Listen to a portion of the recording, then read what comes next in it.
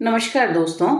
आज मैं आपसे एक ऐसी बात शेयर करना चाहती हूँ जो हर उस इंसान के लिए ज़रूरी है जो किसी न किसी बच्चे की ज़िंदगी में भूमिका निभा रहा है।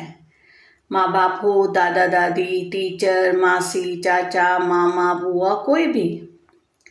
आपने भी सुना होगा, इंसान एक सामाजिक प्राणी है।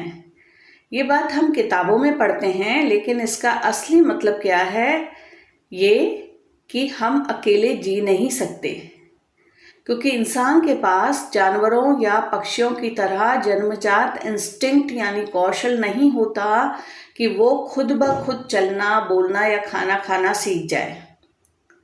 इंसान का बच्चा पूरी तरह दूसरों पर निर्भर होता है। उसे चलना सिखाना पड़ता है, बोलना सिखाना पड़ता है और यहाँ तक कि भावनाएं भी सिखानी पड़ती है।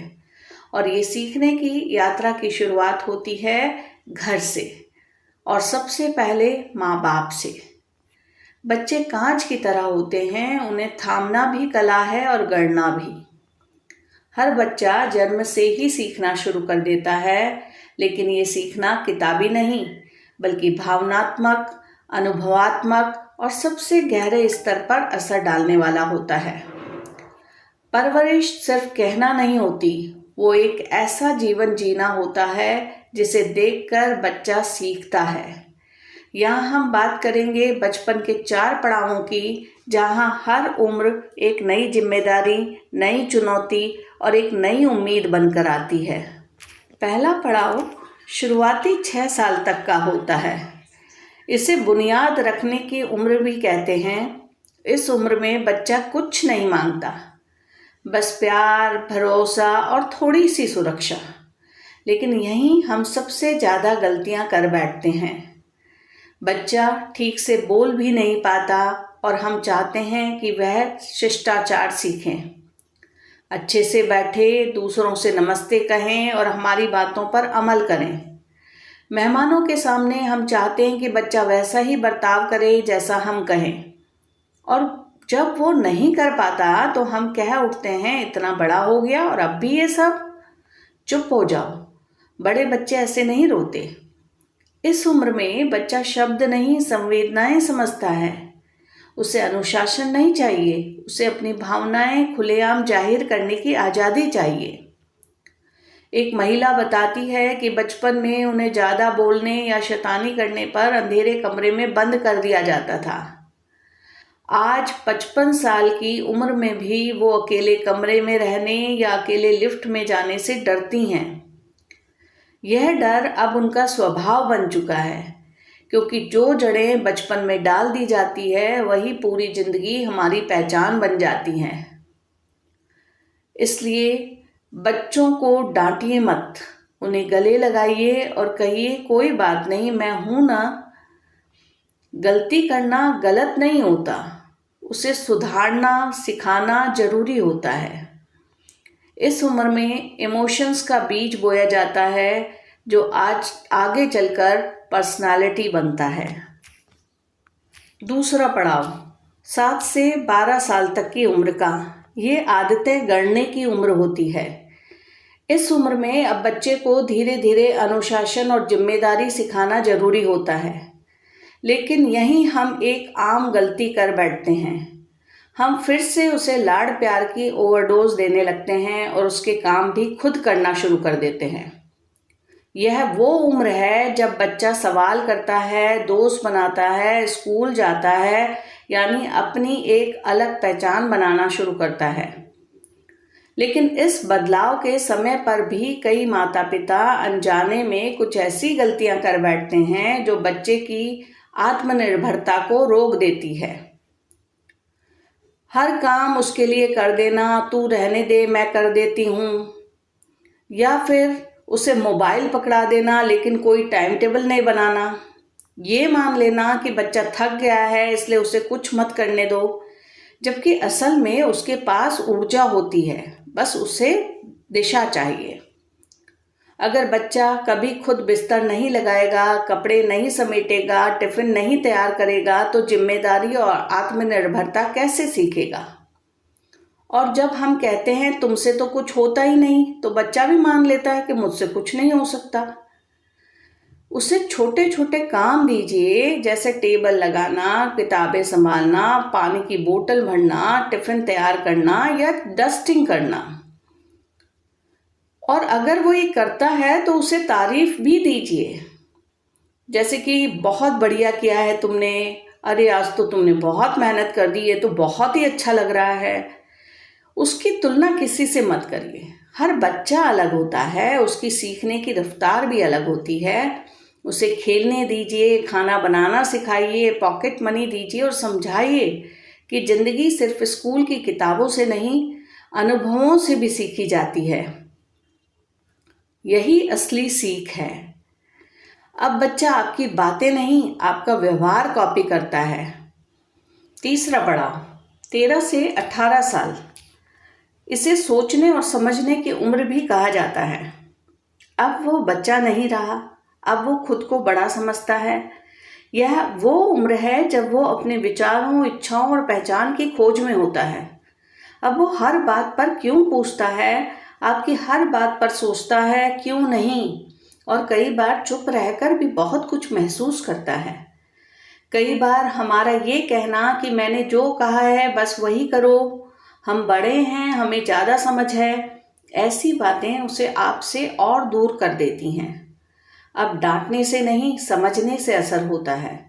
इस उम्र में बच्चे देख कर सीखते हैं, वह ऑब्जर्व करते हैं और आपके कहने और करने के बीच के फर्क को महसूस करने लगते हैं।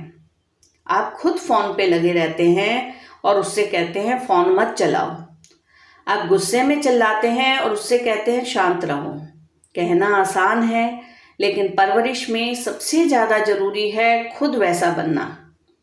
उसके विचारों को काटिए मत, उससे संवाद कीजिए, उसे विकल्प दीजिए और उस पर भरोसा भी कीजिए। उसे गलतियां करने दीजिए, लेकिन हर बार गिरने पर कहिए मैं हूं ना, उठो, दोबारा कोशिश करो।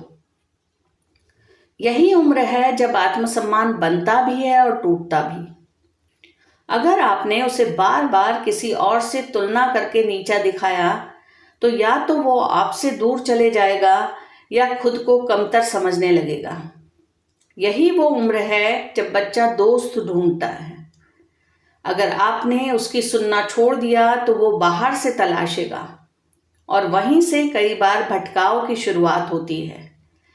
इसलिए ये जरूरी है कि हर दिन कुछ समय उसके साथ बिताइए, उसके साथ खेलिए, लेकिन उसे हर बार जिताइए मत।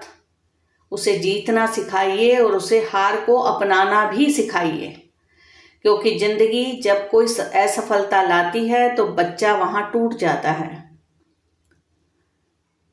कुछ साल पहले दिल्ली में एक होनहार बच्ची ने 90% से ज़्यादा अंक लाने के बावजूद ITO पुल से कूदकर जान दे दी थी, क्योंकि उसे शायद ये नहीं सिखाया गया था कि हार भी जीवन का एक हिस्सा होती है।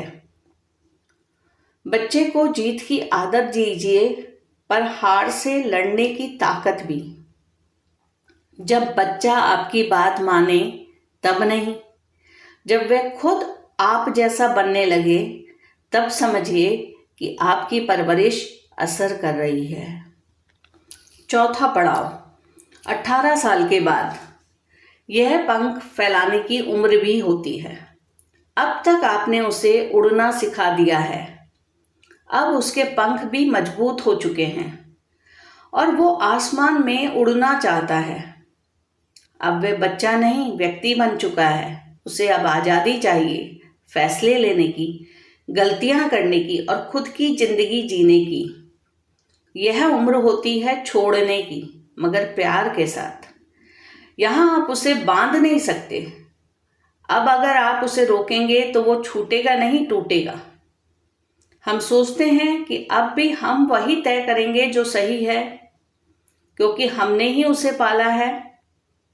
लेकिन असल में इस उम्र में बच्चों को सुनाया नहीं जाता, बल्कि सुना जाता है।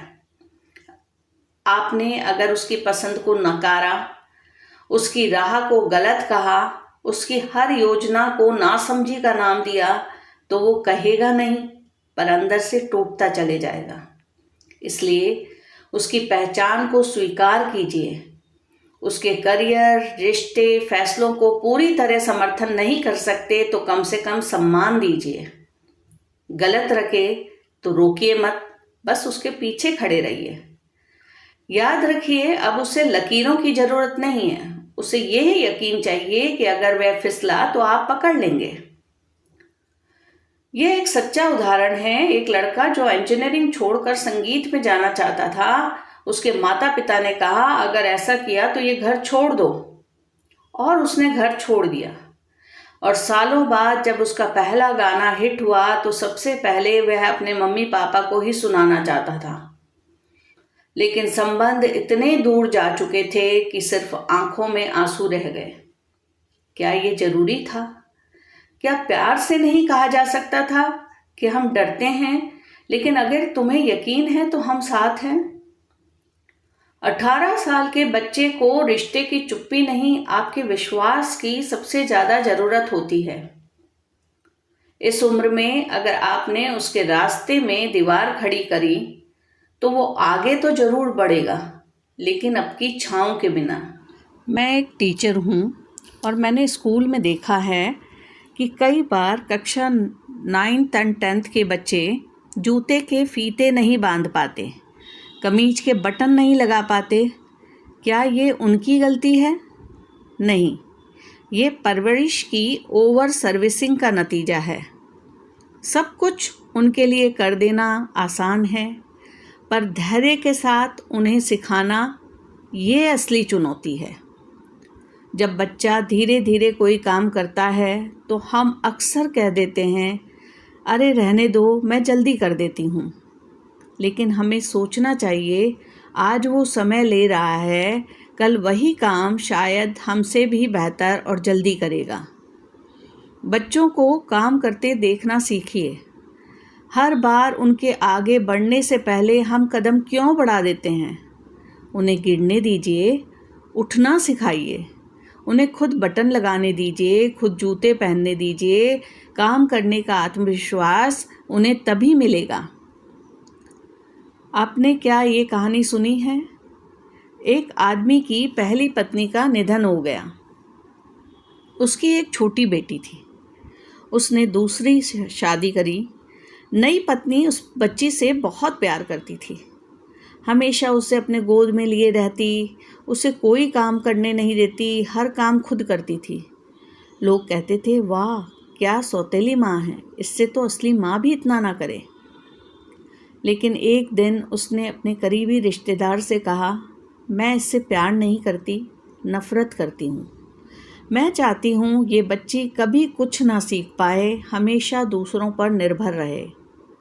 अब सोचिए, क्या हम भी तो अनजाने में अपने बच्चों के साथ यही तो नहीं कर रहे? सवाल सिर्फ इतना है, क्या हम उन्हें सच में प्यार दे रहे हैं, या ऐसा प्यार जो उन्हें जिंदगी भर दूसरों का मोहताज बना देगा? पेरेंट्स होने का मतलब है बच्चों को सशक्त बनाना, उन्हें स्वतंत्र बनाना। सिर्फ काम कर देना सर्विस है, पर काम सिखाना पालन पोषण है। आखिर में सिर्फ इतना कहना है, कोई भी माता पिता परफेक्ट नहीं होता, पर हर माता पिता सजग बन सकता है। दबाव की जगह दीजिए धैर्य, तुलना की जगह दीजिए प्रोत्साहन, आदेश की जगह दीजिए संवाद। बच्चे को बस बड़ा नहीं करना होता, उन्हें तैयार करना होता है जिंदगी के लिए। अगर आपसे ये बात दिल से जुड़ गई हो तो इसे ज़रूर शेयर कीजिए, क्योंकि शायद किसी और माँ बाप को भी ये समझ में आ जाए कि सबसे अच्छी परवरिश वही है जो जागरूकता से की जाए। कमेंट ज़रूर करिएगा, मैं उसे पढ़ती हूँ और आपकी सलाह पर ज़रूर अमल करूँगी। सब्सक्राइब करिए।